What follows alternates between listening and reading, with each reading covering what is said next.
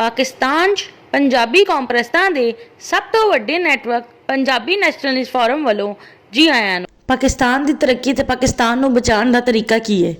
ਪਾਕਿਸਤਾਨ ਨੂੰ ਤਰੱਕੀ ਦੇਣੀ ਹੈ ਤਾਂ ਪਾਕਿਸਤਾਨ ਦੀ 60% ਆਬਾਦੀ ਪੰਜਾਬੀ, ਕਸ਼ਮੀਰੀ, ਹਿੰਦੂ, ਡੇਰਾਵਾਲੀ ਦਾ ਸ਼ੁਮਾਰ ਪੰਜਾਬੀ ਕੌਮ 'ਚ ਹੁੰਦਾ ਹੈ ਨੂੰ ਤਰੱਕੀ ਦਿੱਤੀ ਜਾਏ।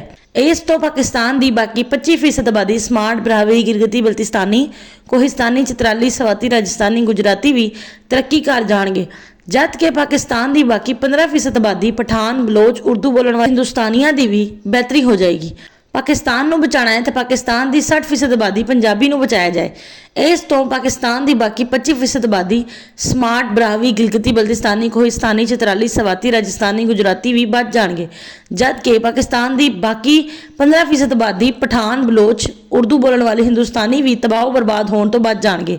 ਪਾਕਿਸਤਾਨ ਦੀ 15% ਆਬਾਦੀ ਪਠਾਨ, ਬਲੋਚ, ਉਰਦੂ ਬੋਲਣ ਵਾਲੇ ਹਿੰਦੁਸਤਾਨੀਆਂ ਨੇ ਅਗਰ ਪਾਕਿਸਤਾਨ ਦੀ 60% ਆਬਾਦੀ ਪੰਜਾਬੀਆਂ ਨੂੰ ਬਰਬਾਦ ਕਰਨਾ ਨਾ ਛੱਡਿਆ ਤਾਂ ਪਾਕਿਸਤਾਨ ਦੀ ਬਾਕੀ 25% ਆਬਾਦੀ ਸਮਾਰਟ, ਬਰਾਹਵੀ, ਗਿਲਗਿਤੀ ਬਲਤਿਸਤਾਨੀ, ਕੋਹਿਸਤਾਨੀ, ਚਤਰਾਲੀ, ਸਵਾਤੀ, ਰਾਜਸਥਾਨੀ, ਗੁਜਰਾਤੀ ਨੇ ਵੀ ਬਰਬਾਦ ਹੋ ਜਾਣਾ ਹੈ, ਜਦ ਕਿ ਪਾਕਿਸਤਾਨ ਦੀ ਬਾਕੀ 15% ਆਬਾਦੀ ਪਠਾਨ, ਬਲੋਚ, ਉਰਦੂ ਬੋਲਣ ਵਾਲੇ ਹਿੰਦੁਸਤਾਨੀਆਂ ਨੇ ਬਰਬਾਦ ਹੀ ਨਹੀਂ ਬਲਕਿ ਤਬਾਹ ਵੀ ਹੋ ਜਾਣਾ ਹੈ।